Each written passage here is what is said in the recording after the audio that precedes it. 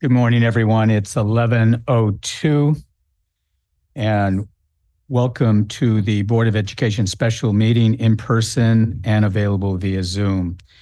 I'd like to call the meeting to order, open session for this morning, and lead us all in the flag salute. Please stand. Begin.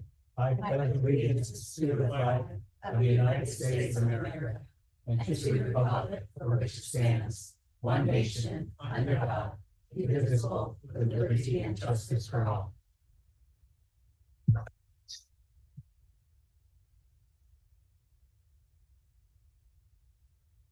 right, now we'll open with introductions of board members and staff. My name is Adam Escoto, president of the board, and we'll go to my right here. Good morning, Nancy Altman, Vice President. Good morning and welcome, Terry Eves Knudsen, Trustee. Good morning, Mary Patterson, Trustee. Good morning, Yvonne Rosales Montes, Trustee. Good morning, Pamela Gardner, Trustee. Good morning, John Horner, Trustee. Kelly Schrieffer, Executive Assistant to the Superintendent. Good morning, buenos dias, Carmen Garcia, Superintendent. Good morning, Pat Sanchez, Assistant Superintendent of Human Resources. Good morning, Diana Jimenez, Assistant Superintendent of Educational Services.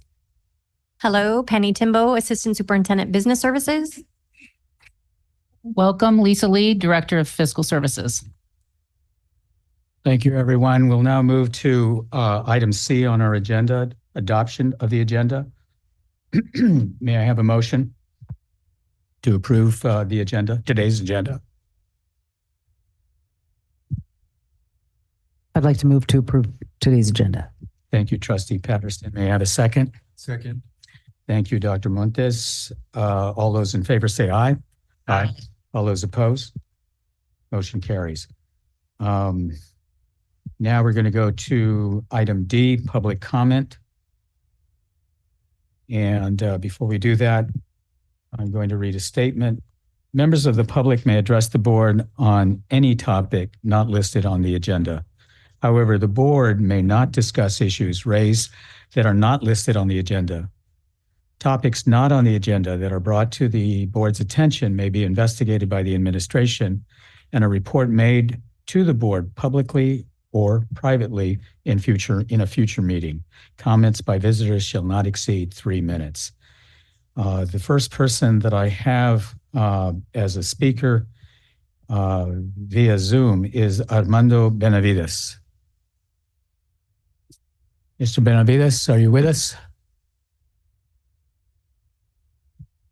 Can you hear me? Can you hear me?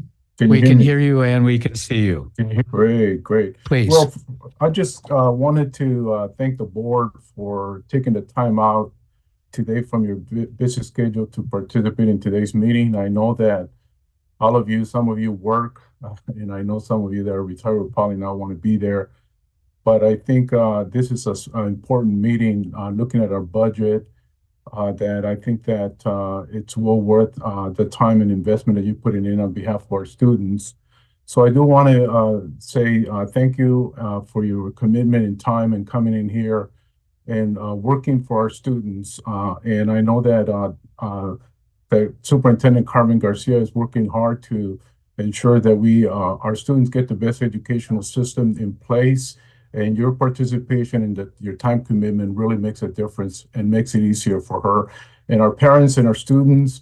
And everybody in our community really appreciates that, really appreciates your effort. So thank you very much. Thank you, Mr. Benavides. Our next speaker is Jeannie Shao. Good morning. You turn it around and make sure that green light's on by pressing the button. I think it looks like it's on. It's on. Can you hear me? You're on. Okay. Okay. Well, good morning, everybody.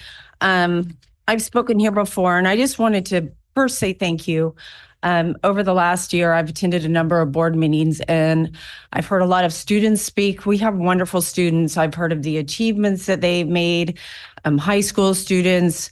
I just have to say I've been enlightened by some of the community members that have spoken, and I just really have appreciated the ability to attend these board meetings. And while I've not always agreed with what's been going on, there's a lot of inspiration and a lot of wonderful things about our community. And I do love our community. I've lived here, 26, 27 years. And my mom actually taught school here when I was about 18 or 19. So Morgan Hill's been a part of my life for quite some time. But in regards to the budget, today's a really important day, and I look forward to hearing some of the presentation. I will have to step out and do some via Zoom, but wanted to address you all in person. I have been analyzing the budgets and taking a look at the numbers, and just as you start today, I'll let the numbers tell the story.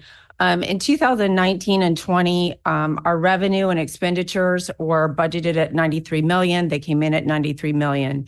In 2021, the revenues were budgeted at 95 million, expenses budgeted at 95 million. In 2021 to 2022, the revenues were 100 million and the expenditures were budgeted at 105.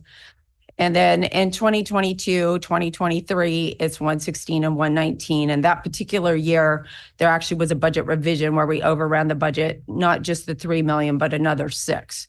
So, and this all came about in the certificated and classified salaries buckets. So that's really the buckets that I know are going to be highlighted today. I noticed in slide 13, there's a picture of a pie chart, and 88% of the budget is allocated to people certificated and classified salaries. And so that's really where the place where if the budget's going to be balanced at any point in time, that it really would have to be concentrated in that space, I think. And then the other particular element of health is 80-20 and having 80% in this bucket versus 20% in the operational. And we veered up to 88%, which is pretty alarming. So those are the two pieces. I'll let those numbers tell the story. I know that Jim Levis is here. He's with the union and he's been talking about this for over a year. So this is not a surprise. And then lastly, in slide 21, the unrestricted deficit spending that I see for the next 3 years. Please finish your comment. Yes. Thank you very much. You're welcome. All right. Thank you. Do we have any other speakers?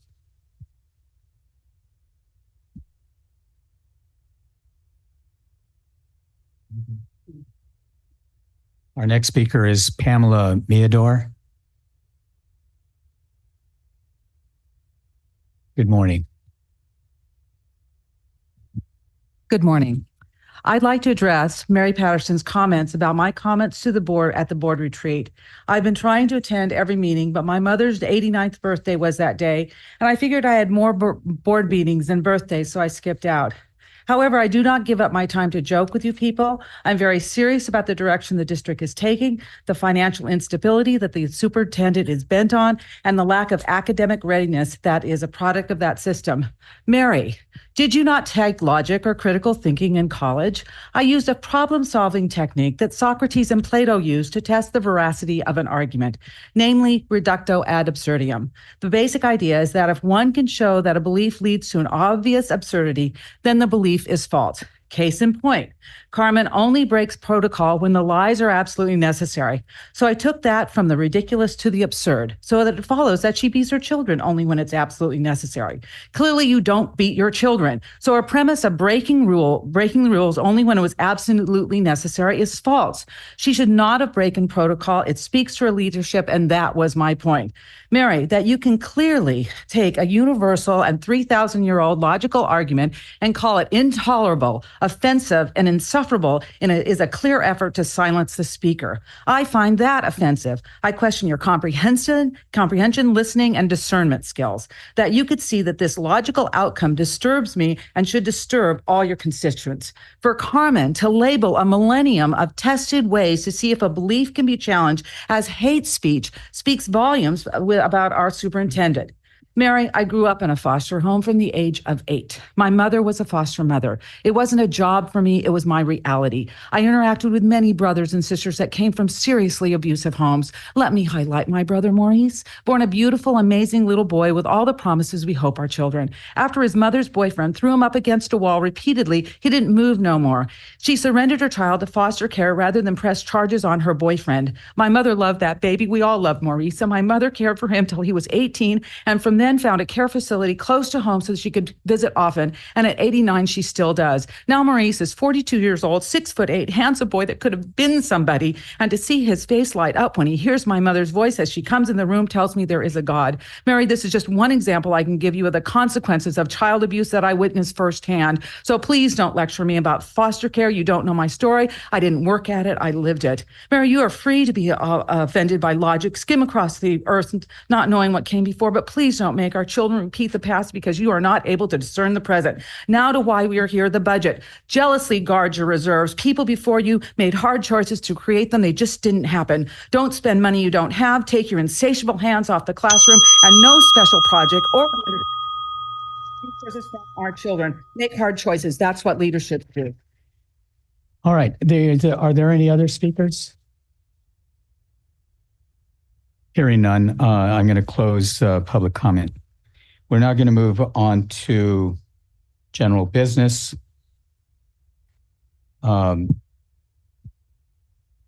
that's E.1, proposed 2024-25 adopted budget for the unrestricted and restricted general funds as reported in the standardized account code structure SACS report. Assistant Superintendent Timbo and Director Lee will present on this item. Good morning. Good morning. Thank you so much, President Nascoto. We're happy to be here this morning. I'm completely thrown off by it being the middle of the day, but we're here. So I have with me Director Lee, and we are going to run through the budget presentation. She's going to begin going through the details, and then I'll jump in as needed, and we'll carry us through the multi-year projection. Good morning. Good morning.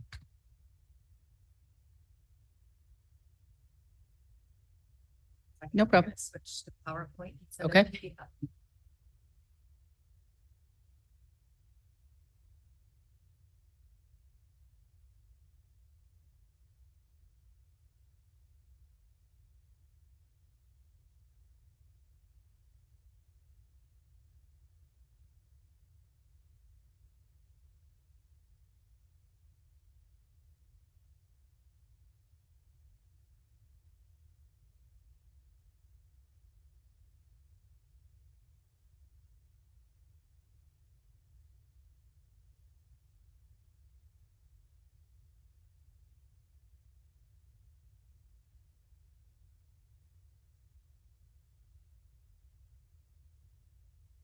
For those of you that are on Zoom, we're transitioning over to a PowerPoint, and it's going to take another minute or so.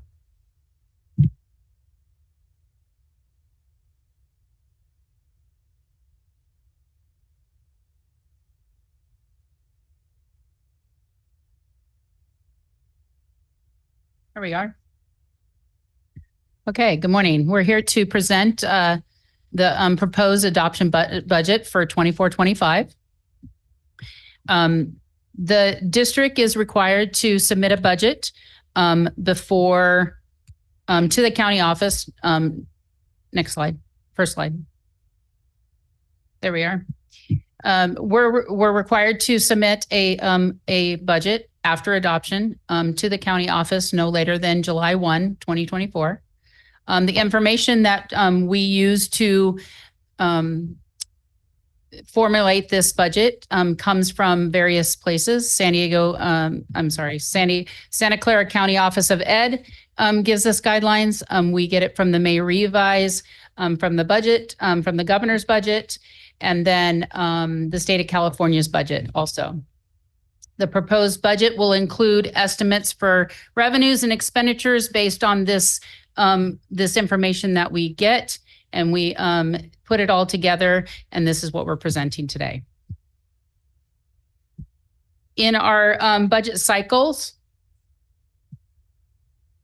we have the budget cycle. We are at the beginning of the adopted budget. With this adopted budget comes the estimated actuals for 23-24 also. So that's on the SACS forms. You'll see one side of it is our projections on how we think we're going to end this year versus where we are in adopted budget. And then we go on in the first interim, the second interim will be on the adopted budget that we are presenting today. So a little overview for the budget. Current projections demonstrates that the district will meet its financial obligations. The district still has an ongoing structural deficit. The projections for the next 2 years are assumed for the cost of living adjustment. And then the 24-25 budget reflects what was will be instructed by the board. Oh, the reductions, I'm sorry. The reductions that we were already instructed to do, they are in the 24-25 budget. Also, the assumptions we are off is the 1.07 COLA for next year. The grade span adjustment are the K through K3 is 10.4%, 9-12 is 2.6%. Our ADA is calculated as, and we are funded on 7500.31, which is on the rolling 3 average. And then our unduplicated count is at 44.47%. Some other assumptions are we align the budget with the LCAP that was presented at the last board meeting. Carryovers are not included in this budget. We will not know the carryovers until we close the books, and that'll be the audit actuals. We are projecting 7,915. This is enrollment, and we're projecting flat for the next 2 years. Our ELOP, which is our after school program, is projecting at $3.3 million. Traditional kindergarten, we get an extra add-on, and our ADA for the kindergarten is 214.68 ADA, and we get $3,076 per ADA on top of the other on top of the COLA, and you'll see that in the next slide. And then special education funding. So this slide will show you where our funding is for 23-24 across the board for TK3 and then on to 9-12. You add the 1.07 COLA, which is that gives you your new base number for 24-25. Add those two grade span adjustments there. And then you get the new adjusted base for the year per ADA, which is your TK3 will be 11,068, where your 9 through 12 is 12,460. Then the next one is where we get 20% of our supplemental, and that 44% that we just talked. Go back 1 second. That 44% that's where those are calculated on the ADA across the board.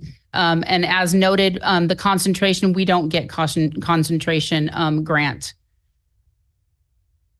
All right.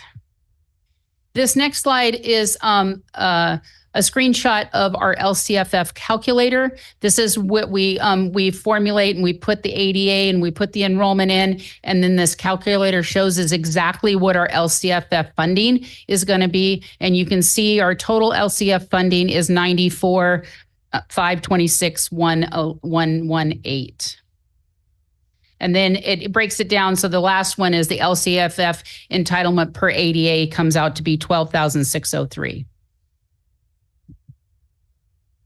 The next slide is the revenues for the unrestricted and the restricted. Did you want to jump in? I just wanted to jump in really quickly. I think there has been a question in the past about why on the first slide our LCFF revenue was $94 million, and yet on this slide it shows up as $99.9 million. So that is the inclusion of our AB 602 money that comes in for special education. It actually comes in as an LCFF grant later on the restricted side of the budget. So the 94 unrestricted dollars plus the 5.6 million or some on the restricted side adds up to that 99 million. I just wanted to point that out publicly. So these are, as you can see, this is our LCFF, and then our federal, state, and local are the dollar amounts. But the next slide will show what Penny just talked about it is only the unrestricted side. So you can see that 94,526,118 goes back to the calculator that we showed on 2 slides ago. So this is truly our unrestricted LCFF funding amounts.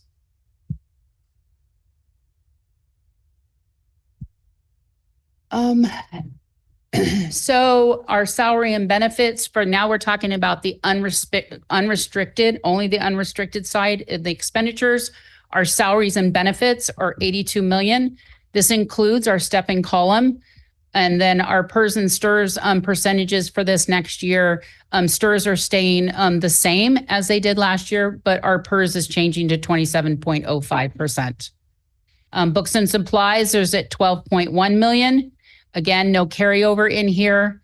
And then the contracts and the operating expenditures has been adjusted to current information that we have. Capital outlay, which are there's a $75,000, and it's we're going to purchase a van for transportation department. Other outgo is we have $195,000 that transfers to Santa Clara County Office of Ed for expelled students. And then the recovery of indirect costs. So our grants or our restricted programs, we are allowed to charge an indirect cost, which is the next line. So our next year's percentage is 5.34%. And so of those programs, we take 5.34% and we transfer it into the general fund. So that's why the $2 million is the recovery for the indirect cost. Transfers into the general fund, we transfer a piece of Fund 25. Fund 25 is our developer fees. And so we take 3% of what we collect on developer fees and we transfer it back into the general fund. Transfers out, we transfer out 433 every year as the savings into the building fund for the solar projects that were at Live Oak and Sobrato, and they were paid by the bond. So we transfer the annual savings back into there. Then this year, the contributions, total contribution amount is 17.5 million, and it's broken down in those 3 categories. Special ed is the 17.2, where RRM, routine repair and maintenance, is 208,000, and then the technology replacement cost is 125,000. And just a note, we are required every year to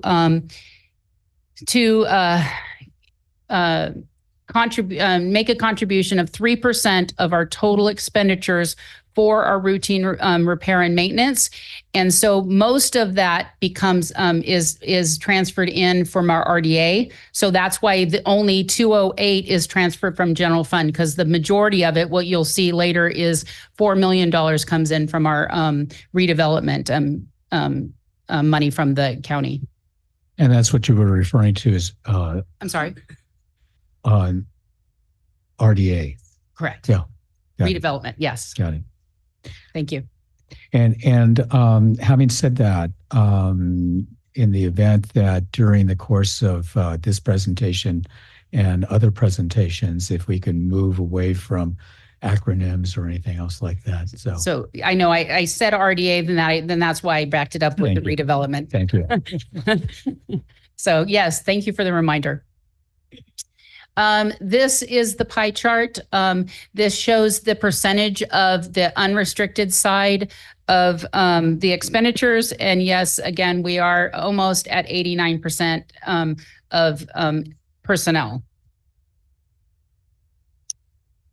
The next slide is the unrestricted ending fund balance. We have 14,500 that we call it non-spendable. It's actually a revolving cash fund in case we need a check immediately. Let's say we use this for if there's an issue with someone's payroll and they don't have to wait for us to process another payroll. We're allowed to write a check and then we run it through payroll. So this is just a fund that's non-expendable, but we keep it just in case something comes up. 3% reserve for economic uncertainties is $4.5 million. We have to commit our fund balances up to 10%. So that's what the $11 million for the committed resolution. Okay, and I'm just going to jump in here again. I just wanted to point out that I know there's been a lot of discussion about the path that the state budget is on. We haven't brought it up here, but one of the ideas or one of the solutions to the state budget crisis will be to remove money from or deposit money from the rainy day account, the rainy day fund that we've been putting money into. And that deposit, as we put money into the rainy day fund, that is what triggers this resolution that we can only have up to a 10% reserve, and then we have to commit anything over that. If we spend that rainy day fund at the state level, that commitment goes away. So we won't be required to do that in the next few years if the governor actually takes the money out of the rainy day fund to solve our deficit problem at the state level. And the rainy day fund that you're referring to is our reserve. That's at the state. Yes. That's at the state level. Yeah, the state's reserve. So is that it gets removed?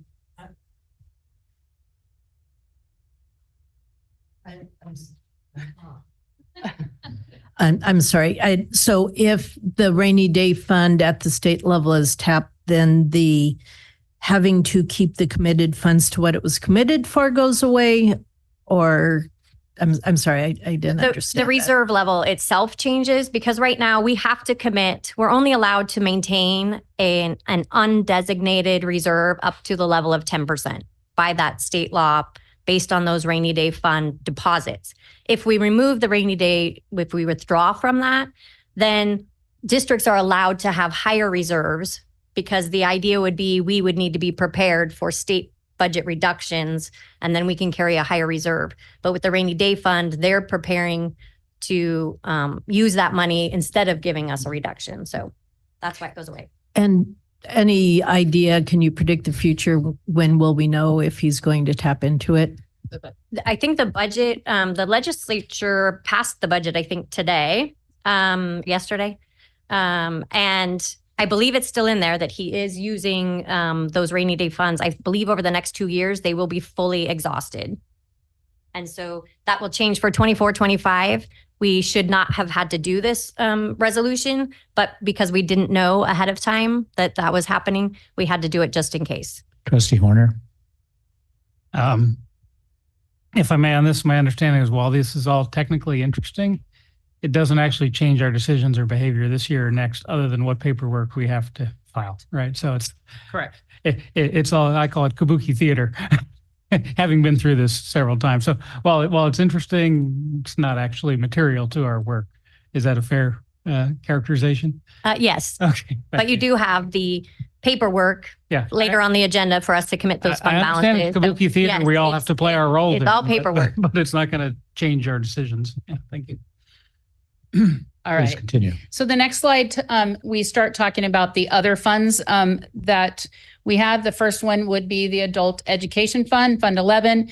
The reserves, the expenditures and the revenues net to zero, and we have an ending projected fund balance at $458,000. Our food service, again, running very well. No contribution from the general fund to the food service, and they have a projected ending fund balance at $2 million.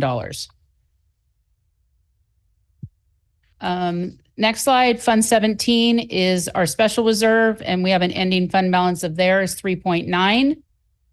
And it is part of the committed 10% that we are required by law. Fund 21 is our building fund, and this is where the transfer happens for the cost savings of the solar. 25 is where our what? No, developer fees. That was what I was thinking. This is where the developer fees go in. This is where, so that's why we're projecting revenues of 22.3. So that 3% would be back to the general fund comes from here, the Fund 25. All right. Did we take this? Oh, I had an it's extra not. slide. There it is. Oh, there it is. And then this, I was like, wow, I flipped them. So then this one is all of the funds that we highlighted just a few of them, but this gives you a beginning balance, exactly what the revenues and then expenditures for each one of the other funds, and then the ending fund balances on all of our other funds. Now it's multi-year. Yay. Okay, now the real work begins. So the multi-year projection. As you know, the multi-year projection is a requirement by the state of California. We have to show that we are able to meet our reserves over a 3-year span with the budget year +2. So this takes us into 26, 27. So before I start, I just kind of want to take a minute. You know, as the chief financial officer of the district, my number one responsibility is to make sure that I am providing accurate advice and my best recommendations to the board to just make sure that we can remain fiscally solvent. And with that, I try to listen to the questions that have been asked by the public, things that have been emailed to us, board member questions over time, and try to massage my delivery just so that we can keep it as consistent, but as what's the word? As general, as understandable, as cohesive as I can to just focus on the needs without all the different numbers. So with that, I've kind of changed my delivery. And I've presented the multi-year projection in a very condensed format, because I remember last time at second interim, the screen was completely filled with numbers that were this big and you can't focus on all of those. So I narrowed it down to simply looking at the revenues, the contributions, total revenue, expenditures, and ending fund balance. So those are the things that we really need to focus on that drives our fiscal stability. So now I know I don't use red in the future because that's very difficult to read. Sorry about that. So I have 23, 24 on here just as a, that's where we anticipate ending the year. And then we look at 24, 25 and moving forward. So in the past, I have at first and second interim, I have added cuts into the budget that we had not acted on yet, right? We did that as a way to say, okay, this is what we would need to do to address the structural deficit. With this projection, I reversed that just a little bit. I took out the cut in 25, 26. At second interim, we had an arbitrary $5 million. We're going to cut $5 million in 25, 26 after cutting the $5.5 million in 24, 25. Because we are going into the fiscal stability plan and the commitment that we are going to make over the next 6 months to drive what those reductions are, I took out that $5 million cut. It was an arbitrary number to get to, I think, an 11% reserve. What are we comfortable with as a reserve level? So that is out of 25, 26, and we made note of that at the bottom. Because we are still solvent, right? I can take that number out because we still have reserves that will make us meet the 3%. When we get into 26, 27, and we've talked about this at the interims, that was that 4th year out that didn't have to show up on the projection yet, but we kept talking about it, that it's coming. So in 26, 27, I have to implement a reduction in order for us to get to where we can meet a 3% reserve. So it's a little counterbalanced, right? I took out an arbitrary cut in the 25, 26 year, but I had to put one in for 26, 27 in order to make us solvent with the county. So that cut in 26, 27 is $10.4 million to get us to 3% in the unrestricted general fund in Fund 01. And then it adds the 3% roughly that's in Fund 17 still. And we can talk about that piece later. So I just need to point out the magnitude of what we're talking about. I want to make sure we're all clear that this is the structural deficit that we're talking about. So when we go back and we look at 24-25, we enacted reductions of about $5.5 million, right? Is what we landed on. And we're still deficit spending by $10.5 million. So our reserves drop from 25 to 20%. If you continue that on, if we do nothing, and in 25-26, we are now deficit spending $16 million, and our reserves drop to 9%. 26-27, take the $10 million cutout, we are negative $6 million at the end of that third year. Hence, we have to have a $10.4 million cut put in there in order to show the solvency. And that's going to be the work that we'll talk about with the Budget Advisory Committee and this board and trying to get to those numbers to eliminate the deficit. So I guess the things I would point out about where we're headed is if we look at 24-25, we have a 1.07 COLA that was provided by the governor, and yet our revenues decreased by just over $1 million, right? That's related to our trend now down of our average daily attendance. We're still under that 3-year average that is using the 1920, 2021 years, those high years that we had. So 23-24, our funded ADA was 7,697. And sorry, I didn't put all the numbers on here again. I'm trying to not cloud things with all the numbers, but I'm going to say them out loud. So 7,697 was our funded ADA. Our actual ADA was 7,386. Take that to 24-25, our funded ADA dropped from 7,697 to 7,500 because one of those high years drops off of our 3-year average. So although we get a 1.07 COLA and everybody's like, yeah, we get a 1.70 COLA, we don't see any of that money because of the decline in ADA. So that's what we have to keep at the forefront, that just because the state COLA is out there and it's given to the bottom line of the dollar that the state gives us, if we continue to decline in enrollment, we don't see the revenue. It picks back up 25-26, 26-27.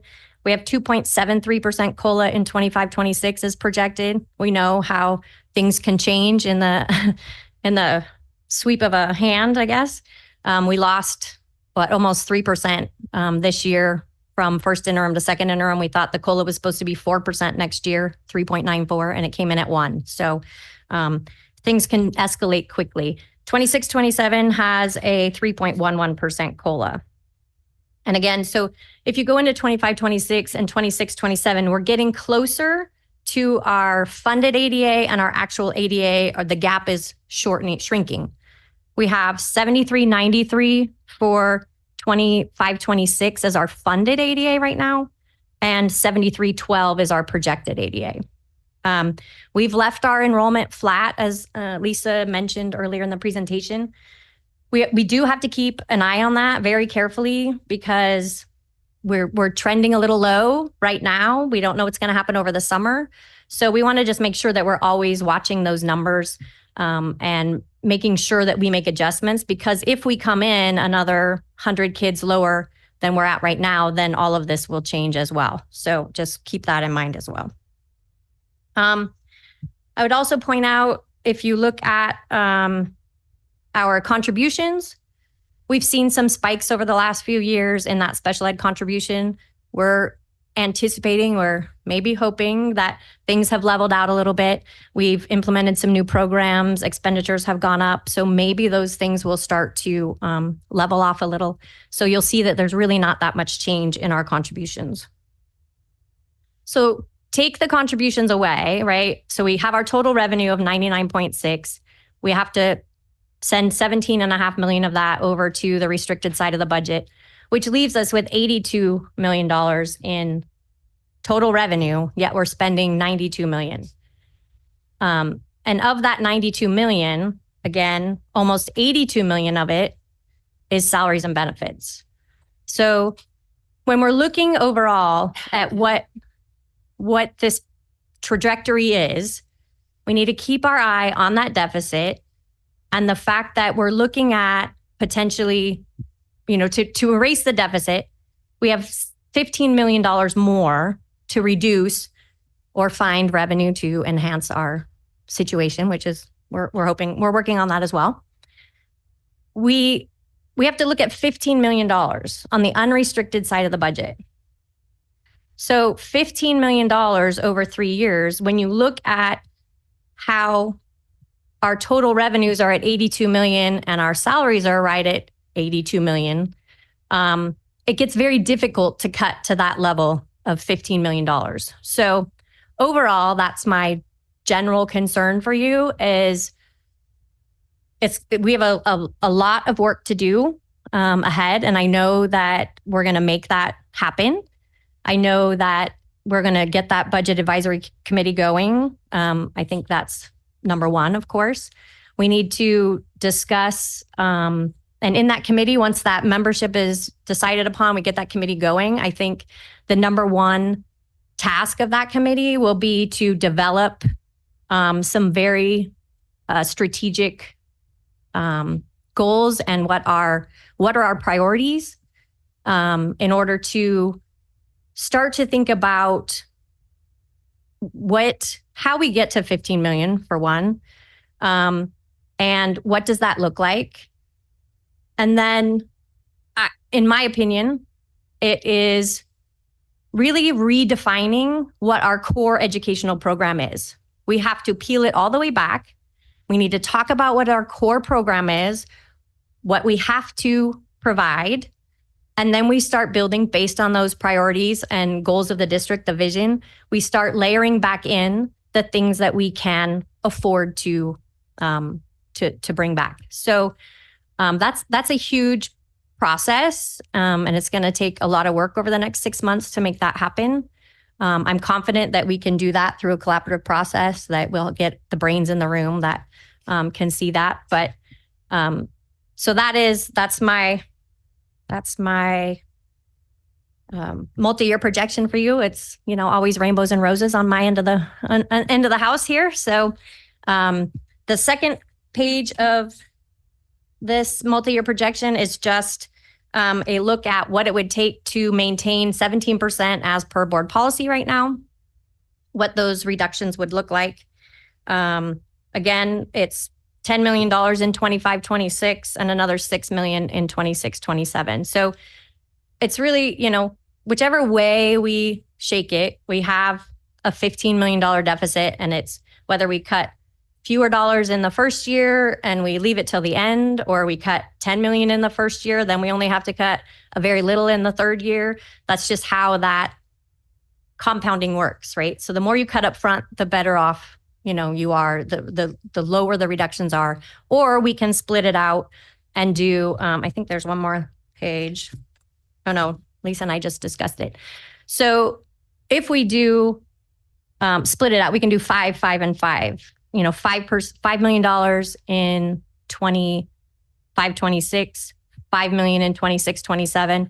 And again, we're putting that fourth year out there in another $5 million in 27-28.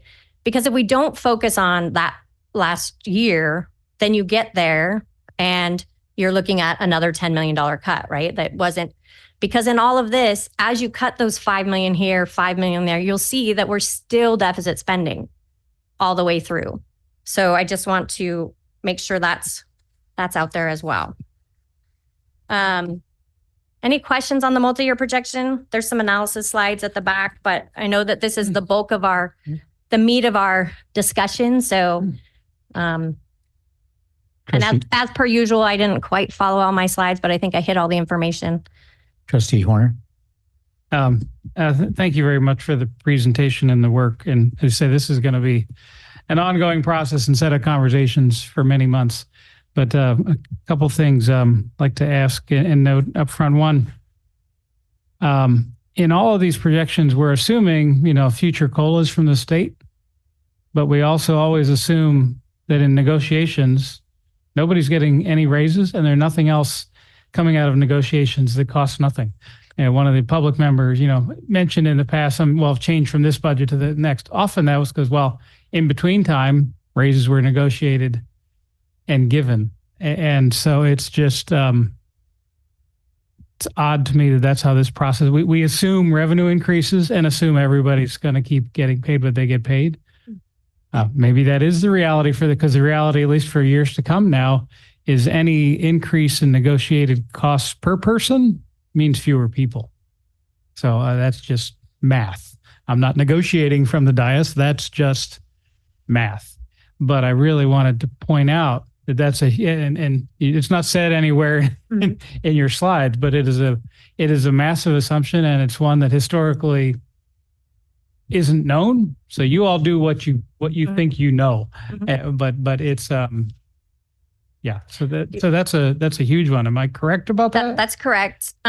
We don't go into the budget anticipating or predicting what future negotiated raises would be.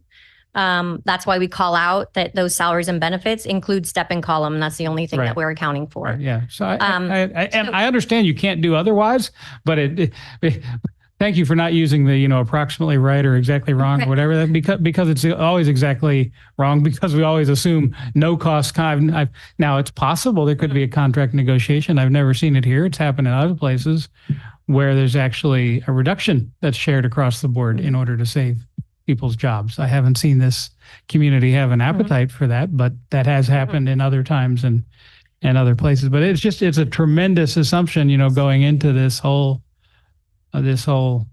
process.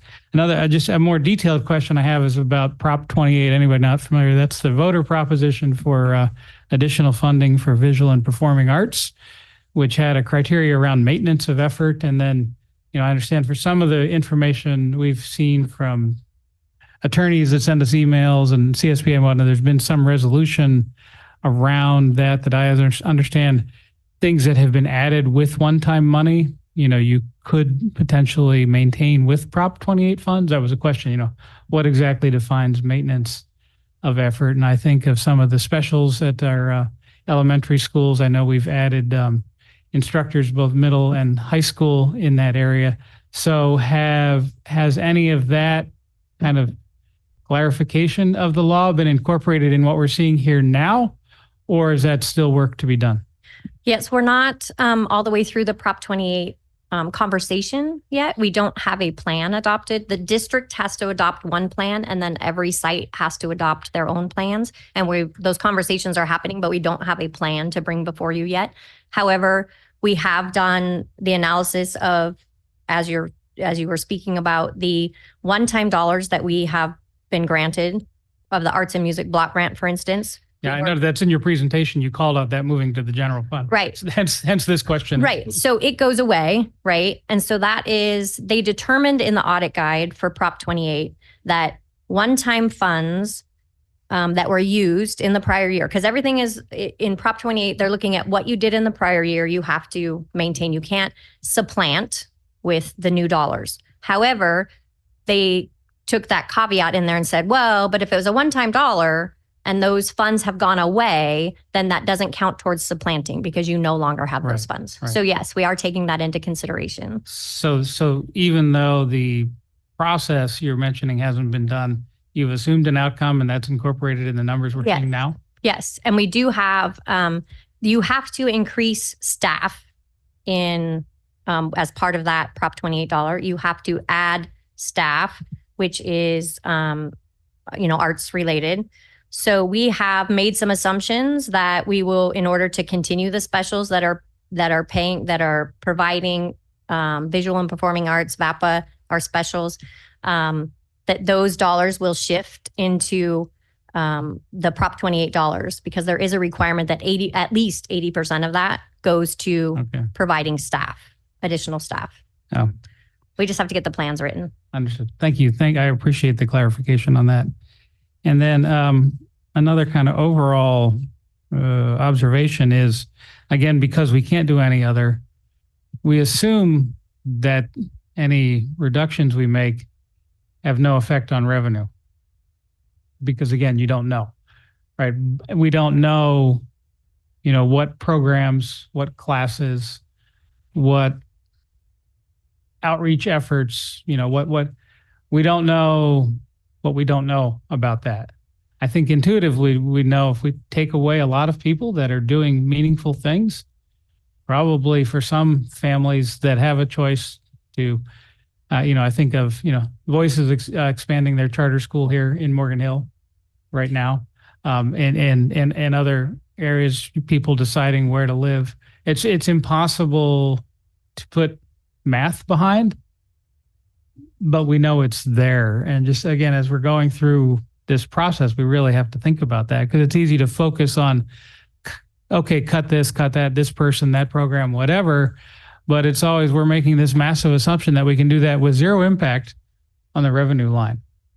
And we don't know what the impact is, but we know it's not zero. So as we continue going through these hard processes, I don't know, where to get any good math around that. And I realize you folks do mathematics, not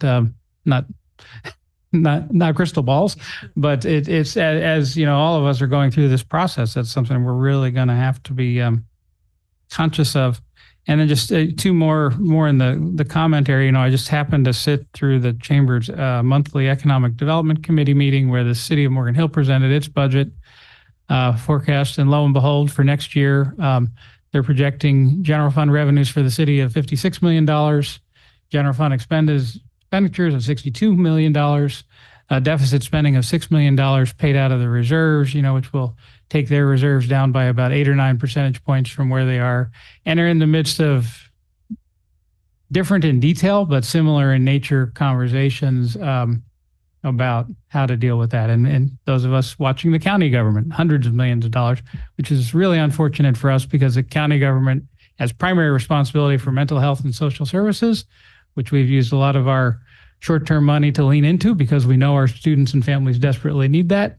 And who should be paying for it is going through its own budget crisis as well. So this is going to be long and difficult. And I guess the last thing on the revenue side, I understand on the mental health, the Medicare billing, that process is moving along. But I think that, again, that's when we don't know what we can actually expect out of that. So I assume we're working on it, but have not included any additional revenue from that. Although we know some help is coming, we don't know when, and we don't know how much. Is that also fair? That is also fair. So again, something as this budget advisory committee goes through, and then I know the board has seen it. I have some copies here. We got a new letter from Dr. Dewan at the county, saying, realize you're working on your deficit spending.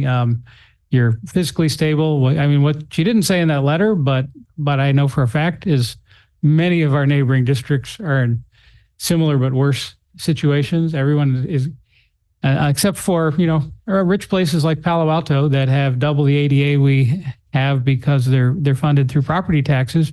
And if their enrollment drops 500 students, they're like, that's okay. We have all the money and we just have less students to serve. We're good. So, California's way of funding public education is rather peculiar that way, and is now exacerbating the divide between the communities that have a high property tax base compared to this number of students they're serving and those that don't. And as you mentioned too, the concentration grant, so that's something in the LCFF that happened, that when the state legislature said, well, districts that have a really high proportion of students with extreme need get extra money, and they arbitrarily set the cut line at 55%. We're at 44%. So it'd be nice if, we got 80% of what districts, but it's crazy. And anyhow, the politics of that was a Southern California versus Northern California political skirmish that NorCal lost. But we can't change that in the here and now. Thank you. Sorry for the long monologue, but I appreciate the time. I would just, a response to that, we are seeing our neighboring districts all going through the same thing everybody's facing in this county, particularly. There's declining enrollment. That's been a huge factor for several years. Unfortunately, we can all agree, right, that the state doesn't fund us on what should be acceptable for public education. We know that special ed is underfunded. The unfortunate part of that is that we're still held accountable and stewards of the money and being able to operate within what we're given. And that's the difficult spot that we're all in now, that they handed out all of this millions and millions of dollars of one-time money, and then it goes away in 3 to 4 years, and we're left with really great things that we're doing with that money. But now deciding whether or not those things can continue or what else would not continue in order to continue those things. So Yeah, and the legislature doesn't take the heat one-on-one for it. they do not. I do my part to give it to them, but. Right. All right, Thank you. moving on. Thank you, Trustee Altman. Thank you. I have a few questions. When I'm kind of getting there, but I'm still trying to wrap my brain around. Everything is kind of like a year behind, I think. So like the state issues aren't going to impact next year. Is that correct?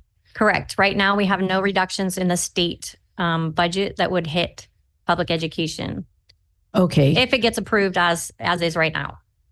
Okay. And so then we hit that slippery slope of state funding.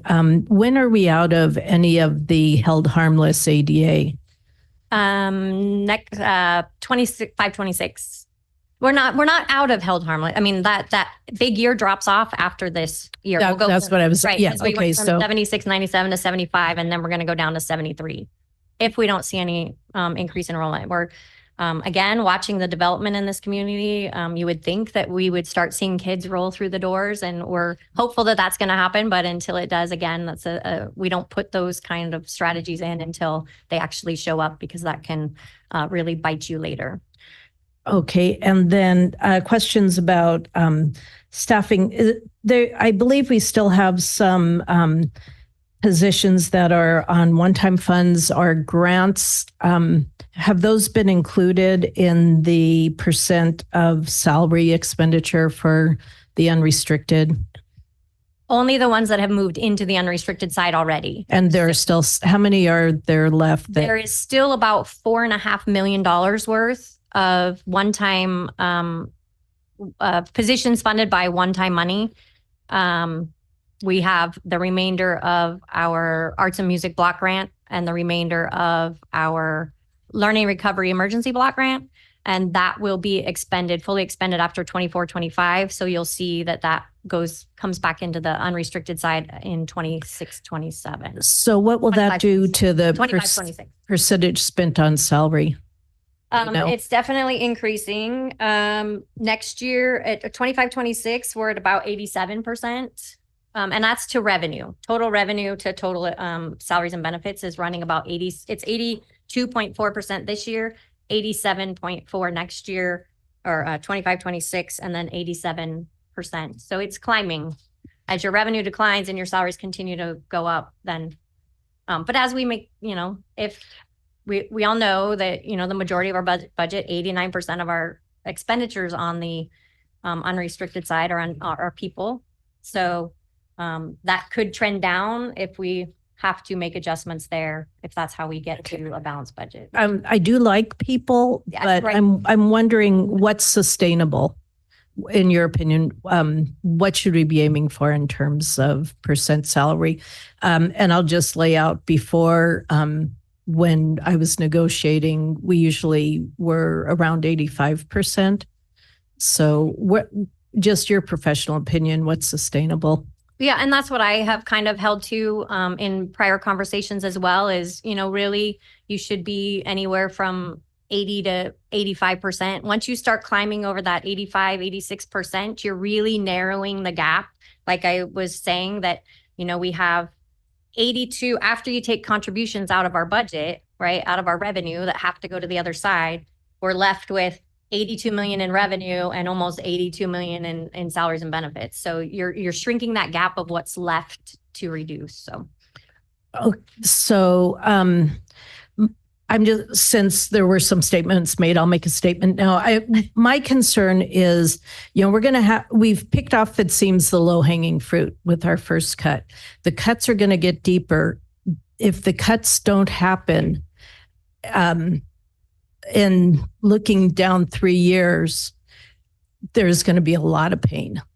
that if we're going to go negative without some assumed cuts, not to 3%, but negative, this is pretty serious. And there's going to be some pain, or there's going to be a heck of a lot of pain. And so I think as we are deliberating budget and cuts, it's not going to be based on what's happening to neighbor schools, what's happening here or there. What can we control? We can accept that we aren't getting funded enough for special ed. I also really like special ed. And I will, but we are given so much money. We are the stewards of how we move forward. And I think we really have to focus on how are we not going to devastate everything in 3 years, on the hopes that things get better. Thank you, Trustee Altman. Superintendent Garcia. Oops, I'm sorry. Trustee Gardner. So if I'm understanding things correctly, which I'm sure that I am, it becomes more and more and more urgent to really live within our means over the next 3 years, correct? Yes, that would be the goal, is to eliminate the deficit, right? As you continue on a year over year deficit that's not tied to a one-time occurrence, then that structural piece continues to go, and you only have your savings account one time, right? So we've gotten to where year over year we continue. So you'll see even in the examples, right? We have a $10 million cut in 26-27, but we're still deficit spending $5.2 million. If I could read my red box over there. So yes, it's imperative to reduce that deficit, because you only have one savings account. And when it's gone, it's gone. Correct. Thank you, Trustee Gardner. And Trustee Montes. Thank you, President Escoto. Thank you both for the presentation. These are, I'm going into the numbers a little bit. So if you can just help me out with some pending questions that I had. But before I do, one clarifying question. In your conversation about special education, you said level off or stay the same. Can you help me understand what you meant by that? Well, the projections that we're using. So if you see $17.5 million is our total contribution, 17.2 of that is special ed. But then our contributions are looking at 17.8, 18. So they're not going up as high as they had over the last couple of years. And we're talking about leveling off and just making the assumptions of, our salaries for those special education employees will go up. Our contribution that we have to pay back to the county office for students in their programs, those things will be more manageable. And we're not anticipating a huge increase as we have, inherited over the last few years. That's not the right word, but words are escaping me today. So we're just projecting that they're not going to increase as hastily as they have in the past. So thank you for again, that could be an optimistic goal too. And a follow-up from a comment of my colleague, he talked about the Medi-Cal billing. I know that that's something that we've been working on, and there's a lot of unclarity in terms of what that will look like. What do we know? What do we know? We know that the new world is we will be able to what's called direct bill for mental health services, mental and behavioral health services, not only for Medi-Cal eligible students, but commercial insurance students as well. So really, we're going to be just like a doctor's office, right? So a patient goes to see the doctor, they have coding, they bill it to a certain kind of treatment, and then insurances pay back based on what their rates are. That's essentially what's going to happen. We will have to direct bill, which means we will have to have people to be able to direct bill in order to generate the revenue. So if a psychologist sees a student, they can make the therapy notes, they will we will have a coder, a medical billing coder, that puts in that medical code, and then that we get a certain amount of reimbursement for that. So that's where we don't know how much that's going to, we know what the rates are, but we'd have to go back through and tally like all of our data, which student services has a lot of it, like who's going to the wellness centers, what kind of group tasks are they doing, group therapy sessions, all of that stuff, and then start figuring out how we can maximize what we can bill back for. And there's a difference between what we're already doing. We're billing Medi-Cal right now for only Medi-Cal eligible students. So we'll have to kind of play which way are we going to get the most money back to. So the difference is you can't, this is only for mental and behavioral health as well, the new money. And we're probably a year out from even starting to be able to bill. And then it'll depend, if any of you are aware of the current Medi-Cal billing process that we have, it's a year, sometimes 2 years behind in actually seeing any of the revenue. If I may interject, part of AB 483, and I need to laud our county superintendent, Dewan, who really was a force to make this happen on behalf of all of us. You want to tell the board about the cohort B and our status in that? Have we gotten status back on that? So we put in documentation.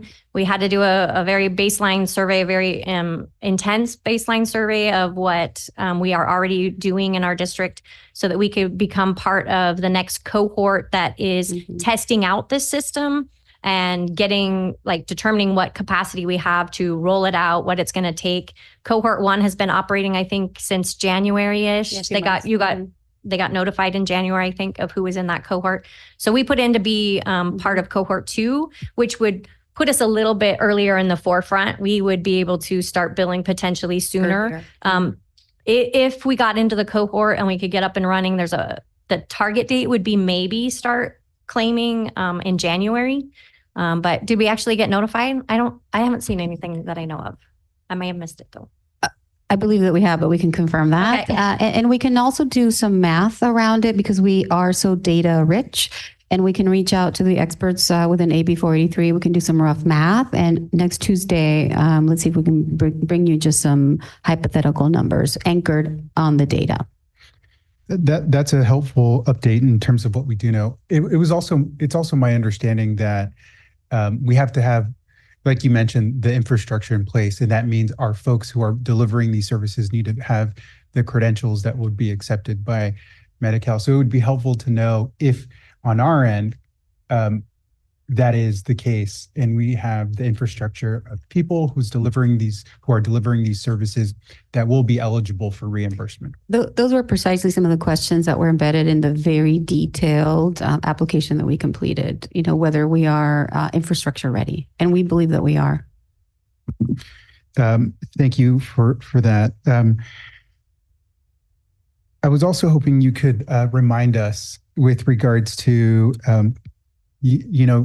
the actual ADA for the last 3 years, if you have it. I know I wrote down the numbers, 7693 is the funded, and then 2324 was 7386. I'm trying to gauge what the number was and what the percentage is. I know that there's been some efforts in terms of attendance. Have we seen a change in terms of the overall percentage that for the last 3 years? I believe the P2 still came in right in the 92% range, which I think is maybe we were at 91 at the lowest of our low, but we're still anticipating 92% is what we're using projecting going forward until we see that growth. But I don't have the numbers prior to 23-24 of what our actual was. I know we have slides on that. I think we did a comprehensive look at that on our October slides way back in October. But yeah, we're dropping down. I think if I'm remembering correctly, the height of the 1920, 2021 year, 1920 was the last pandemic year. That was our highest And I think we were running ADA in the 7,800 range, maybe, if that's sounds right. I'd have to go back and look at it. But, Assistant yeah. Superintendent DeBoe, if I can interject. So I've asked staff to look at that and give them a couple of minutes and we can provide the actual percentages. Thank you. And then also, when we've been looking at enrollment, I know in our previous budget conversations, what we've seen is that as we've added TK, it's sort of offset other declining enrollment, perhaps in other grades. I'm curious to see are we seeing a similar trend in terms of one, our growth in the lower grades and changes in the upper grades, or if there's additional data that's available on that? Yeah, I don't have it with me, but there is some trends. I think that we've had some bubbles, and I'm just trying to remember back to that slide in October that I don't believe that our TK and K numbers are keeping up with some of those high bubbles that we've had going out as seniors. But I also think there was a big drop we see at the 6th grade level, if I remember correctly too. So it's just a matter of kind of tracking those trends, and that is something that I try to keep up with. We also look at what the demographer says and see how close we are to that. And I believe when we got that report in November, also is kind of predicting kind of a very minimal growth, and then we see a bump in a couple of years. Like 27, 28-ish, I think is what the demographer's report said. So that is something that we keep an eye on. Thank you. Colleagues, any other? Trustee Gardner, please. Hi again. Thank you. Getting back to the Medi-Cal, so we don't bill, or the on the horizon, there's nothing about billing Medi-Cal for the special ed, because I would think that would be a really good way to help cover costs, even more so than going in the wellness direction. So how is that mapped out for us? And what does that possibly look like? Do we have the ability to do that for special ed? We are. That's what we're doing currently under the Medi-Cal billing process that we have. Okay. We do get to bill for special ed services with particular services like psychologists, I believe speech therapists, and counseling. So we already are doing that.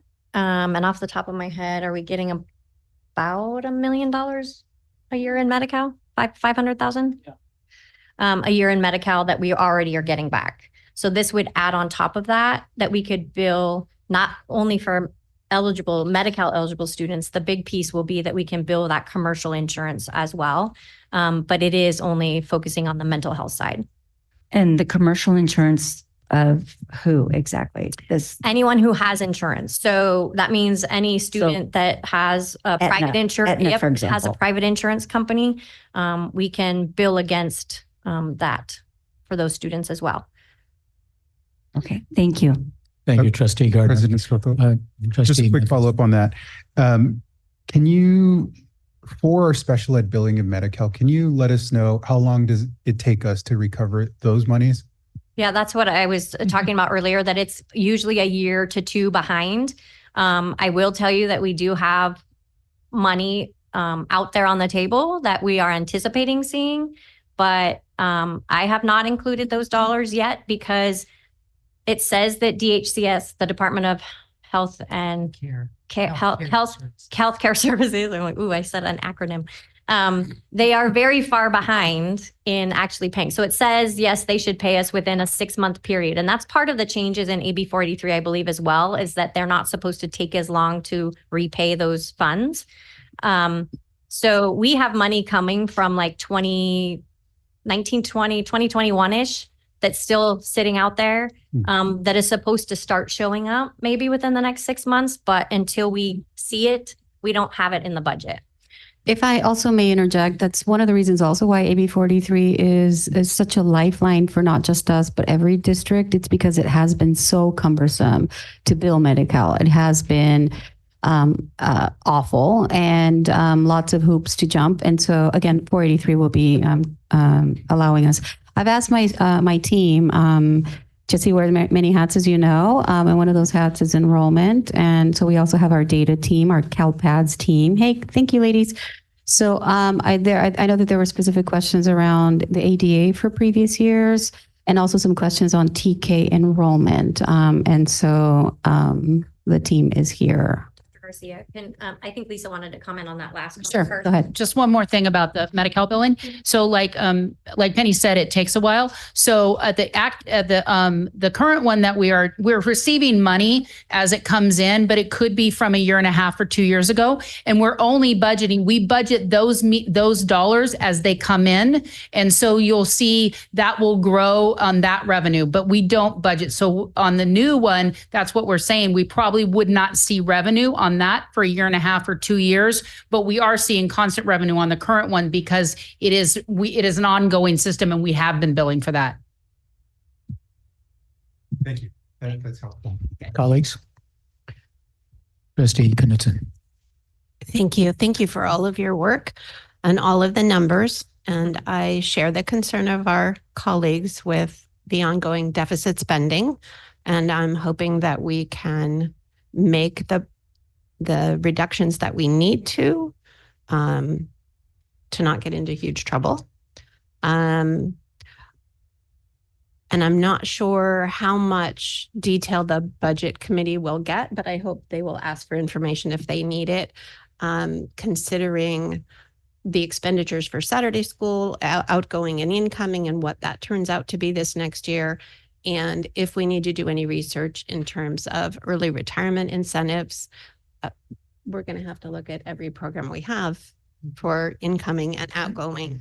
So it will be an ongoing discussion, and thank you very much. Thank you, Trustee. Colleagues, any other questions or comment? Trustee Horner? Brief question back to the contributions side.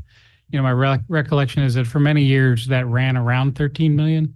And over the last few years, it's jumped up in the 16 to 17 range.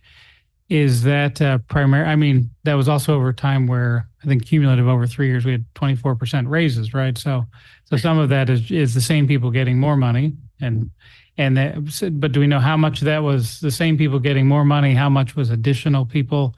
How much was additional outside services that we either had to contract for or chose to contract for? I mean, when you look at the scale of the problem, I mean, just the $3 to $4 million per year just in that one area, that's a big piece. It's bigger than our whole transportation budget, right? Right. So, yes, we do have some of that analysis. I don't have it in front of me, but I know that Lisa has done several years worth, and we could break it down by basically object code and say, this is the salary amount. But I do know that it's a combination of all the things that you've said. It is same people getting more money. It's increasing people. You know, we have done the inclusion programs at a couple of the sites, so that's added staff. And then as needs arise, you know, we're kind of it's not something that we can choose to do or not do, right? And so as class loads go up or students with extreme needs come in and we have to add, say, an LVN or, and those are things we're up against this year. We're going to add nurses and LVNs for specific needs students because of those and we can't always anticipate that. Yeah, it's another place the state and federal laws have put us in a terrible position. They have a lot of thou shalls or be sued, or thou shall and you shall be sued, but then they shall not necessarily provide the money for it. So it's a real, it is part. And, you know, if you ask the staff that's providing these services or the families that are getting them, they'll pretty constantly say it's not enough. And yet we're struggling to find the resources to provide what we're doing. So it's just one of the elements that we have to do the best we can on. I mean, you see it's consuming an ever larger portion of our funds, and it's going to be one of the pieces we have to see. Can we be more efficient at? I don't know if that's possible or not, but it's a big bear and it's eating a lot. Do we have colleagues? Do we have any other comments, questions? Hearing none. I want to thank you, Assistant Superintendent. Oh, excuse me. Superintendent Garcia would like to Thank you. Thank you so much, team, for the presentation. Can you not leave just yet? Kelly, do you mind projecting again that same slide? As Kelly brings up that one slide, I want to highlight what Assistant Superintendent Timbo has said. And she said that in the out years, they have built in roughly 92% ADA, correct? 92%. Our enrollment is absolutely stabilized. We're not declining in enrollment. It's a great thing. We are keeping an eye on it. And obviously the team is here, a great team that looks at that. But I do also want to highlight that even though that's the budget in these 3 years, we're also looking at the reality that as a school district, we're paying attention to our ADA and to make up the difference between the 92%, which is where we are. It's been perniciously there since post-COVID. We want to get back to at least 95%, and roughly 1% ADA is roughly how much? Do you know? We calculated that. I think the last time we talked about it was about $1 million. I thought was So the each number we percent is rounded up about $1 to. million. So we take it up to 95%. That's an extra $3 million. And so we have done a root cause analysis on what's happening with chronic absenteeism. As the board knows, we have reduced the chronic absenteeism percentage last year, 25% down to 18% this year. And so we're trying to chip away at it. But as a school system, we're going to double down on ensuring that our kids are coming back to school, and we're hoping to make up that ADA. Secondly, this budget, as Assistant Superintendent Timbo highlighted, assumes no cuts in 25-26. But I want us to zero in on the slide and remind the board that in 23-24, in the previous MYPs, we were multi-year projections, we were projecting that we would have ended the year this year at 24%. So we are slightly up, we're 1%. In the previous MYP, we had also projected that 24-25, with the same assumptions, 92% flat enrollment, et cetera, that we would have ended at 18%. We're now projecting to be at 20% at the end of the following year. We were at 18, but now at 20. So we're making up the difference.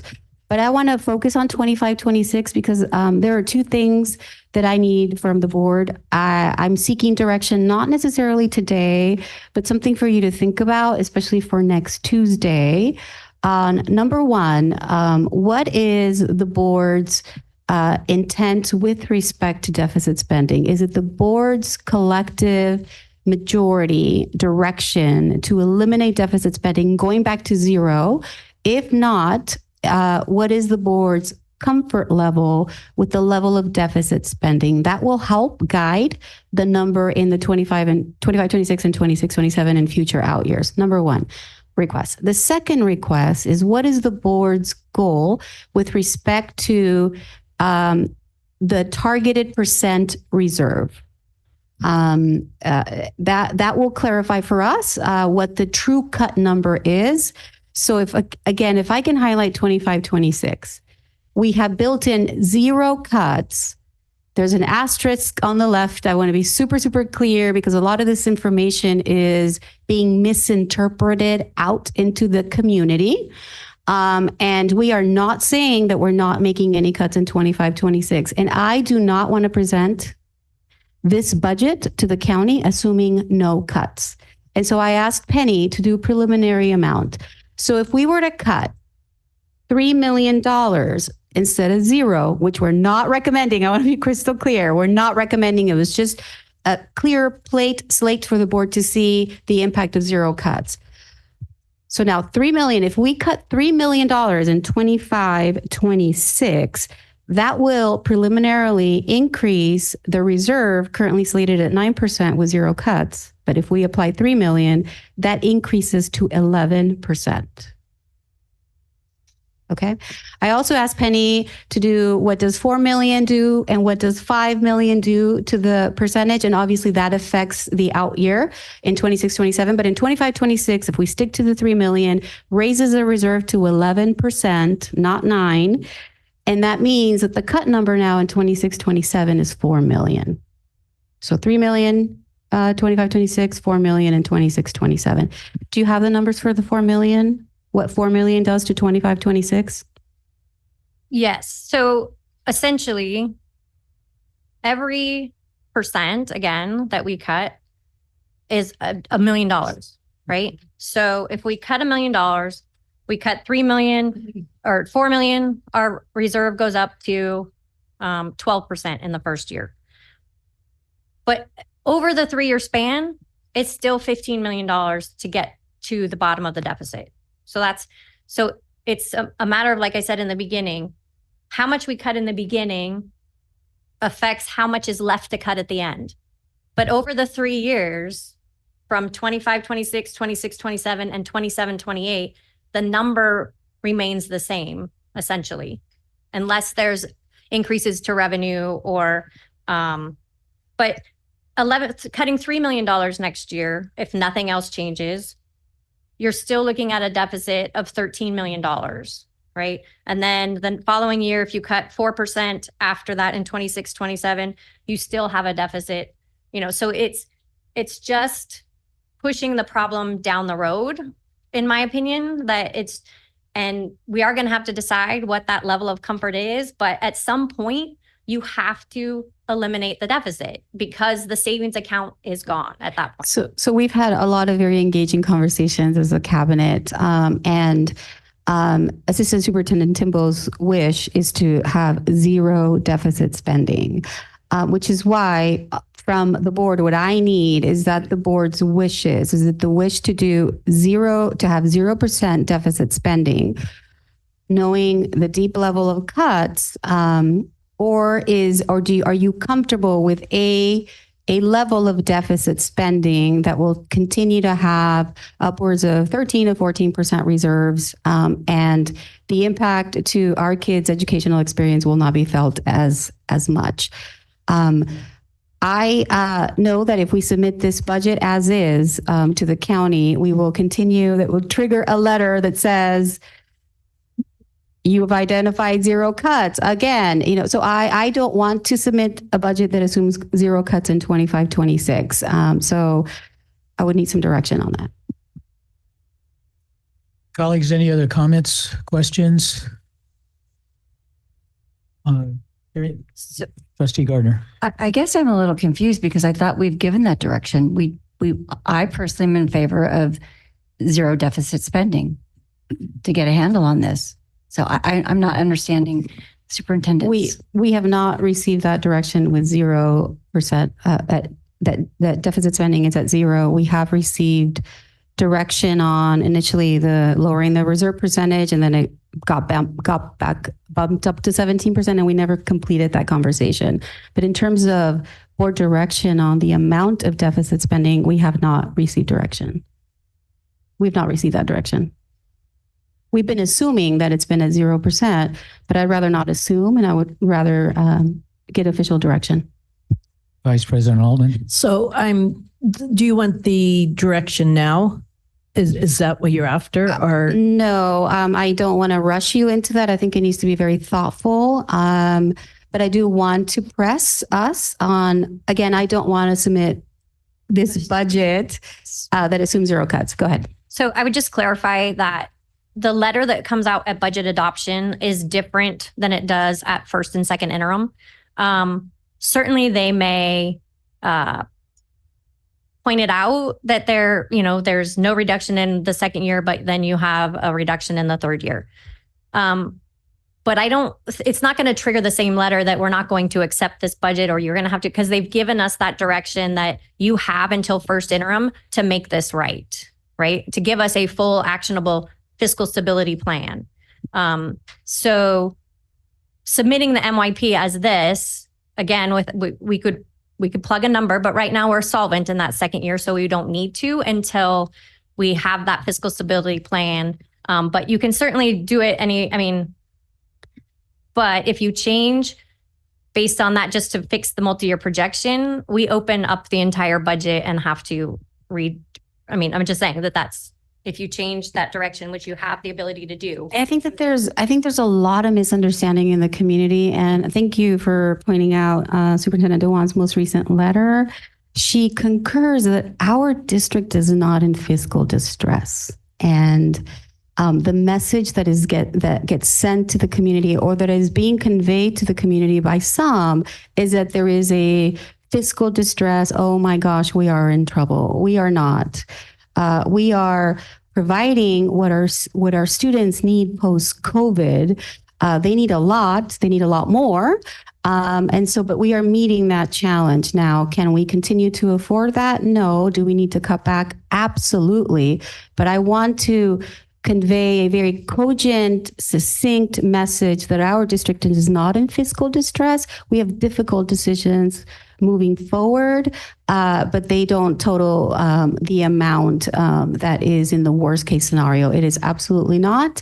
And I know I am confident that as a community, we can get there. My preference would be, the board may think differently. My preference would be to not submit this budget with 0 cuts in 25-26. John. Colleagues, Trustee Horner. Thank you. One, because this is not an action item tonight, even though it shows that way on the agenda. So this is a conversation. We're going to have some amount of this conversation again on Tuesday, and it'll be a time to give, so I appreciate more thought. I think I'll go out on a limb and say it's probably broad agreement that we need to get to 0 at some point. Really, the question is what's the path there, and how fast. And there are some things that are potentials on the revenue side that are unclear and indistinct. As I said in my earlier comments, the easiest, not easy for the people affected, the easiest thing to do is to say, okay, well, X dollars per position, that's that many positions, this many positions are gone, take them where it hurts the least, right? That's one way to approach it. But, then there's a more sophisticated approach from my point of view over time is, where can some revenue be backfilled? We're talking about some of the different details. What does the path look like? I like the idea of a budget advisory committee literally spending months digging into and debating all of these many points.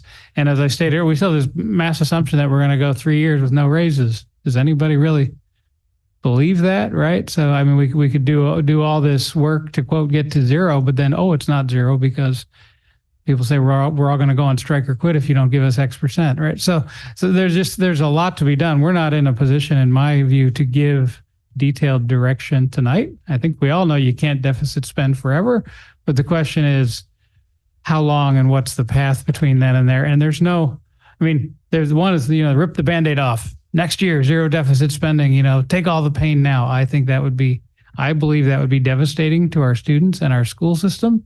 So I don't support that. Some might. They're different. Some of that comes down to philosophy. There's the rip the Band-Aid off, take all the pain, take it quick, take it once. But I don't support that approach. Some might. That's something there'll be a lot of conversations and debate over. I'm more, figure out what's the glide path over a few years and keep working on it. But so, I think we all agree on 0 as the end goal. I don't think we have general agreement on what the shape of the curve looks like between then and there. Thank you, Trustee Horner. Vice President Altman. Thank you, President Escoto. One thing I would like us as a board to do is to solicit information, have a thoughtful discussion with tangible information. What should our reserve be? Because the last time we discussed it, it seemed kind of random. The 17% is when Trustee Eves Knudsen and I did finish the MIG program yesterday. Our certificates are in the mail. But when we were taking the budget one, they recommended 17% because it's about 2 months of salary. So that number is based on something, so I can wrap my brain around it. So if we're talking about dropping our reserves to what percent we're comfortable at, which is going to tie hand in hand to deficit spending, correct? Which is what Superintendent Garcia is asking for. We need to have information. We need to, and I once again, I think we might need to have another special board meeting, maybe some evening when, we can sit around and, sip our tea and discuss what should our reserves be, get input from CSBA, so that we can make an informed decision rather than just, I'm comfortable with, because our comfort levels are all over the place.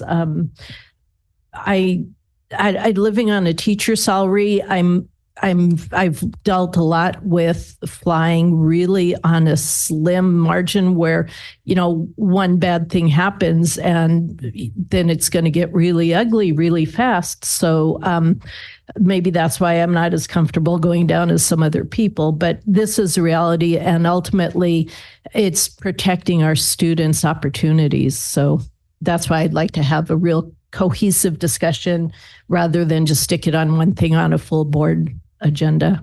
Thank you, Vice President Altman. Trustee Montes, please. Thank you, President Scotto. As we're moving to action, it'd be helpful to get clarity on a few things. So Superintendent Garcia, just so that we're all clear, can you repeat for us what you need? What is your ask of the board? I'm front loading that from the board. What we need is direction on the deficit spending goal over how many years. Are you okay with a level of deficit spending? And to echo Trustee Vice President Altman, I'm absolutely not asking you to make that decision now, but it's something that we will ultimately have a longer conversation on. That's number one. Number two is, and then that will ultimately have an effect on what is the total reserve percentage that we should always aim to retain. Great. So I appreciate the conversation with my colleagues here.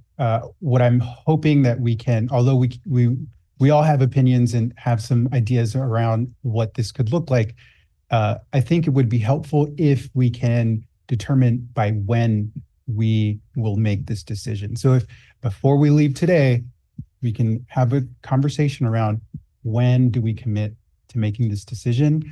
I agree, I appreciated the recommendation from our Chief Financial Officer in terms of looking at our goals, our priorities, and then we've all talked about a task force that's going to meet and work and talk about, well, what does that exactly mean? What is core programming? What are we going to layer on? I think that's a healthy exercise, an important exercise that should be given its time to proceed. But they need the direction, the big picture direction in terms of where we're going. So it would be helpful if we can identify by when we would want to make that decision. Or Superintendent Garcia, when do you need a decision by? I'm incredibly proud of the team that, even in spite of the very difficult $5.5 million worth of cuts the direction that you gave us, and also the additional cuts that we identified from this 23-24 school year. We were supposed to end at 18% at the end of 24-25, but we ended at 20%. And so I just need to highlight that. So by when? I know that over the next 6 months, we will be coming up with we will be engaging in a very collaborative process where the board will be giving its direction and its goals to the Budget Advisory Committee, in addition to community forums that we like to hold. I would like that conversation, or at least that direction, to be given sometime in August, perhaps by September.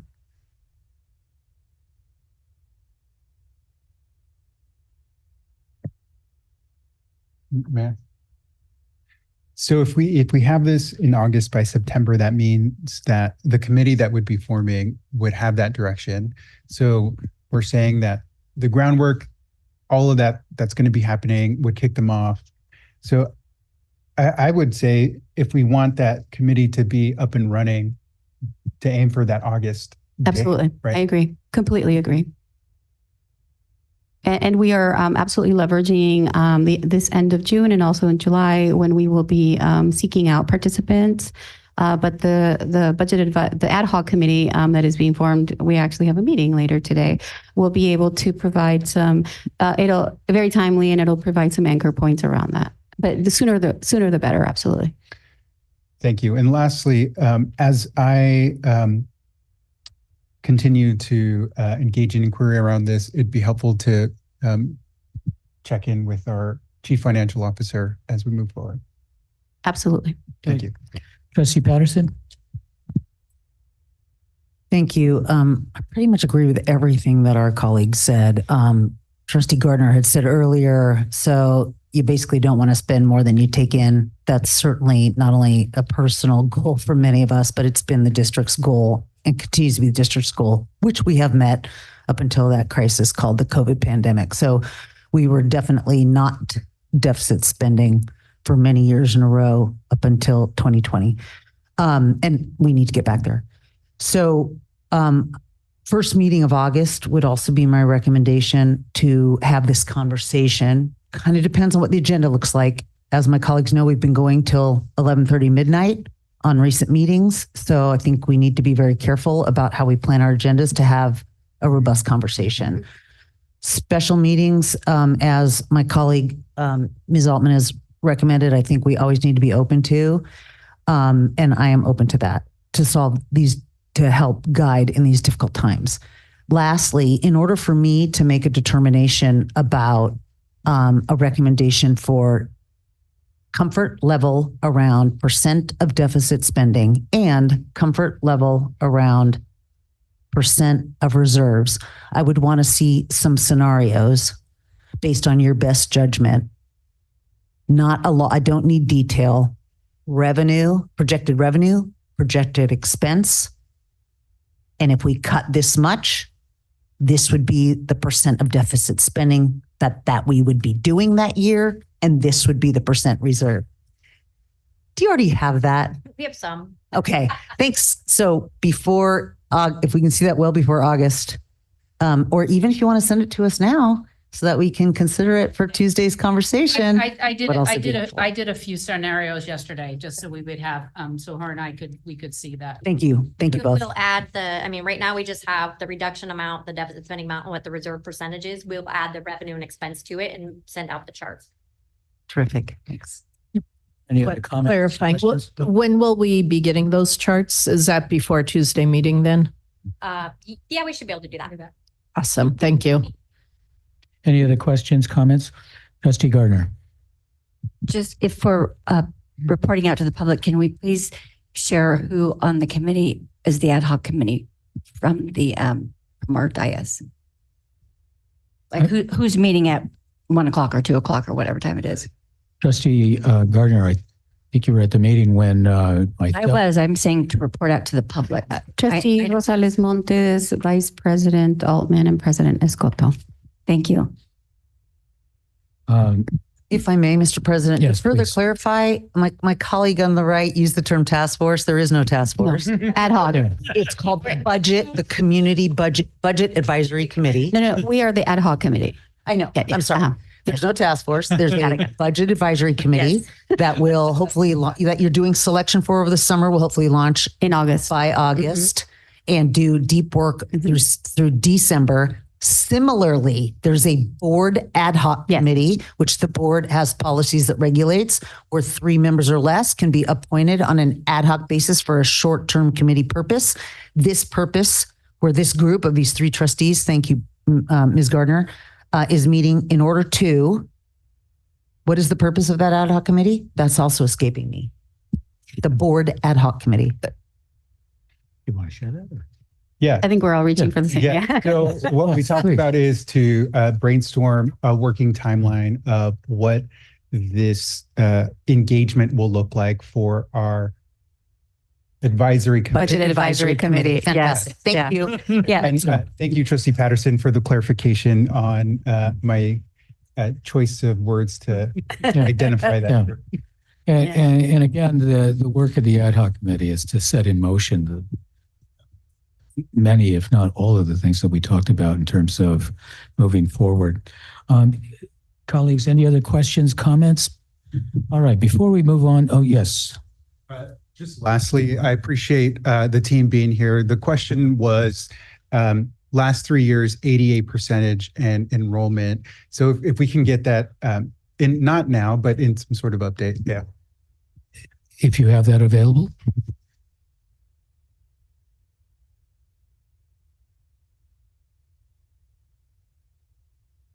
Now it's on. So the 88% from 2019 was 95.09%. 2020 was 97.27. 2020 2021, was 92.21. And then what was the other question? TK enrollment. TK enrollment for the last 3 years. So 2021, 2022 was 106. 2022, 2023 was 198. 23, 24 was 284. However, I do want to note that 6 of those students are considered non-ADA, so we don't really count those in the ADA numbers. And then current enrollment, like pending enrollment for next year, we have 223, but we have pending online enrollments sitting at 21. So that means they're awaiting paperwork or something along those lines. Roughly 240. Yeah, 244. All right. Thank you for that information. You're welcome. Trustees, any other comments, questions? Assistant Superintendent Thibault and Director Lee, thank you so much. Before we move on to the next item, we do have a community member that wants to speak on this issue, and that's Anahita Yazdi. So she's on Zoom? Yeah.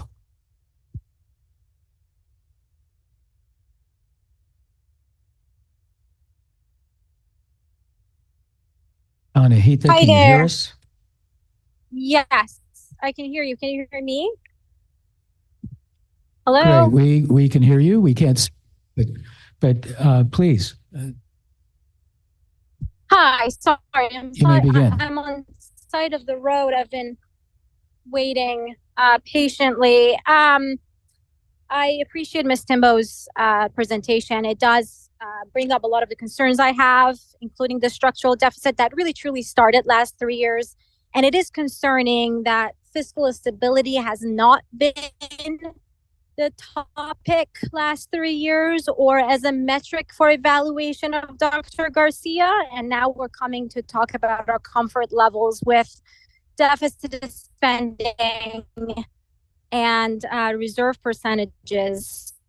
Now that we are on trajectory by 27, 28 for a dire picture, financial picture. But in terms of the pain that was referred to, in terms of cuts, I just want to point out that by 26, 27, as the projection stands, there is a 15% cut to the certified salaries. Those are majority. While the enrollment is projected to grow by 2%, that all that means is increased class sizes and a shift in the student-teacher ratios. So if we are talking about enrollment, while we're not actively working on fostering a culture of inclusion and collaboration, one thing that would really impact ADA negatively, drop in enrollment, is that increased class sizes and ratios where student education is impacted. Also, there is no clarity on the $5.5 million cuts for next year. Only what I see is about $2.2 million identified, leaves about 3.25. Where are those cuts are coming from? Back to salaries being the biggest bucket, we need a clear breakdown of this as executive salaries, all the staff on programs that were expanded, everything falls on that bucket. We need to break it down to truly understand, are we talking about teachers and school side staff support and their raises and increases? How much of it were the execs? How much of it were the staff that were brought on as a result of expanded programs? On the topic of maintenance funds and adult program, I want to remind everyone, Measure G, that had $800K spent on Faith Center renovation last 3 years, was intended for maintenance. So why are we spending general funds on it? And then the adult program Hanover survey impacts those allocations heavily. And as I pointed out before, there is a very strong way to potentially manipulate the data. So we must look closely at allocations based on any survey results. In closing, all right, Budget Advisory Committee, we need a clear timeline of when we can get community members on that. Thank you. Thank you. Excuse me. All right, moving on. President Escoto, I know Yes. we don't respond, but can I make one clarifying statement to that? Please. I just want to point out the cut that's in the third year in the multi-year projection it is it's just a dropped in a line item. We have not identified any of those cuts. So the comment was that it was a 10.6 and it's in certificated salary. So that's just the line item that it was dropped in for sake of putting it in. I just wanted to clarify that. Thank you for We the haven't clar- identified the actual buckets yet. Thank you for the clarification. All right, moving on, item E2, public hearing, disclosure of district reserves and reasons for assigned and unassigned ending fund balances in excess of minimum recommended reserves for 2024, 25, 2025, 26, and 26, 27. Assistant Superintendent Timbo will introduce this item. So we do a public hearing on this first? Yes. Yeah. Well, prior to the presentation, we need to do a public hearing on this, Assistant Superintendent Timbo. So I'm going to call the public hearing to order at 12:52. Is there anyone who wishes to speak on this item? Yeah. Please. Please introduce yourself. Hello, Sonia Bennett. Thank you. Thank team, you. for being here, accepting us, making this meeting available. I am so confused on public hearings, and this is one of the reasons I come here, even with my child. I don't know the process around public hearings, why these public hearings are set. Is there an expectation of the community to come and say something? Yes, I do look at the presentation material, but I think part of this budget advisory committee will help the community understand what their role is. And I know it's going to be very complex with the selection. I want to tell you, I'm very fair. I'm very balanced. I don't point fingers. I am here for my students, my children, the children at Paradise, but I also want to represent the elementary schools because I think I have that ability to go reach out to other community members. We have to look at being fair, not just one-sided. Once again, I'm learning. I'm new at this. I've got a third grader and a fourth grader, moving on to fourth and fifth, but I've been a member of this community for many years. Graduated of Live Oak. My sister graduated from Sobrato. Very interested in the Budget Advisory Committee, and I think other members are as well. We don't have the people here now. It's summertime. It's going to be very difficult. So we're going to have to pull the principals mainly just to get those members that are very involved included. Thank you very much. Thank you. Do we have anybody else that wants to? All right. All right. There are no other, excuse me, there are no other speakers. Hearing that there's no other speakers, I'm going to close the public hearing and continue on with this item. Assistant Superintendent Tebow. So I believe this item had an attachment. Is that correct, Ms. Schrieffer? So really, again, this is just a formality for County Office of Ed. We have to specify what our reserve levels are and how much of those reserves are committed versus unassigned.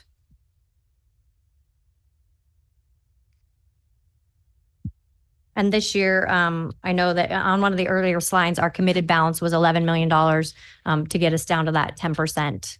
And then we have the 3% that's required, and then everything else is considered unassigned. Yes, and in the out years, the same.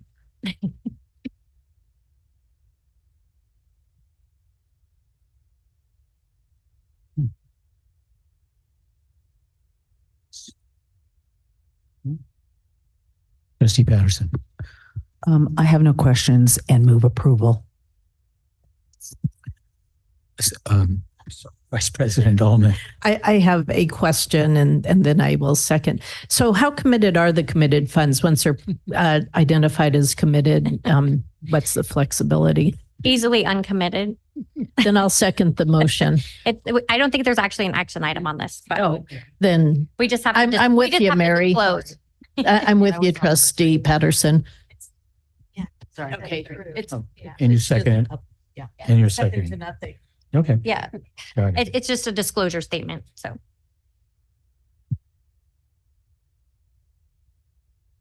Okay. The next item is E3, approval of fiscal year 2024-25 expenditure plan for education protection account, Proposition 55 funds. Assistant Superintendent Tebow and Dr. I'm sorry, I almost called you Doctor. Director Lee. Not related to Tim Tebow. Okay. Timbo.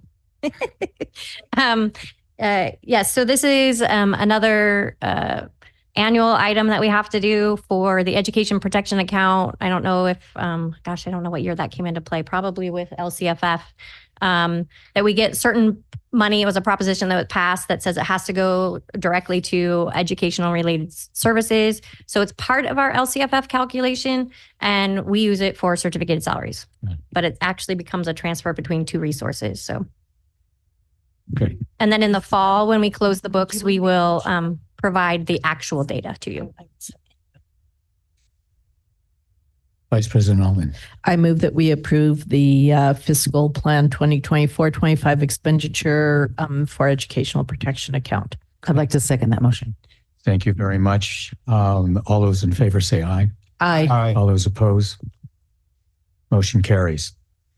Next item is the adoption resolution for committed fund balance per GASB 54 for Adult Education Fund 11 and Deferred Maintenance Fund 14 for the year ending June 30th, 2024. Assistant Superintendent Tebow and Director Lee will introduce this item. Okay, thank you. Again, we have to adopt a resolution for those two funds specifically that commits their fund balance. Those two are Deferred Maintenance Fund. We don't receive any funding for anymore, but it is a specific fund only for deferred maintenance projects. We used to have to commit our own funds and then the state would match that. So we just have to do the same thing, resolution to commit the funds to the purpose that they are anticipated for. Thank you very much. And GASB is the Government Accounting Standards Board. Thank you. Do I have a motion to adopt the resolution for committed fund balance per GASB? At the risk of going to 11:30, could I ask one question? I'm sorry. At the risk of going late, could I ask one question? Yes, please. Yes, thank you for this. I'm wondering, I understand adult education is still an active fund. Is there an option of not keeping Fund 14 since we're not using it?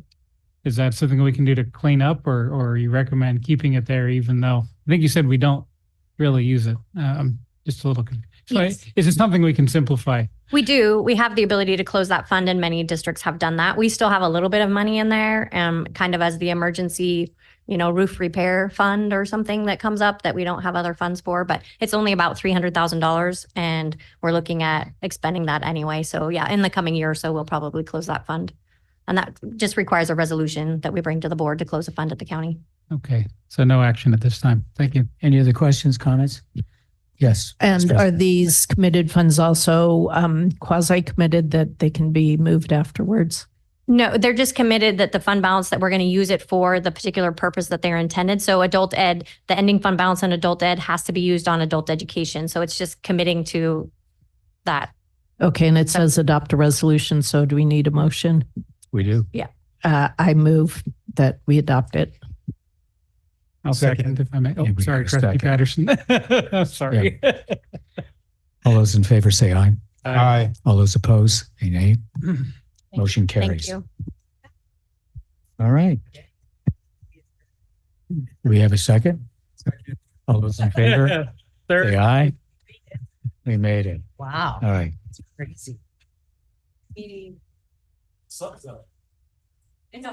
but it's the next day. It's the next.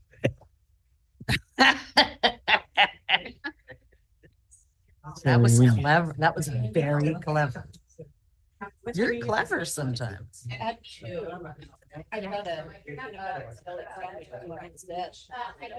in the car, but I already have, I have a meeting in the car right now. They just called. There yet. So yeah, thank you. I need my purse. Run free, people, run.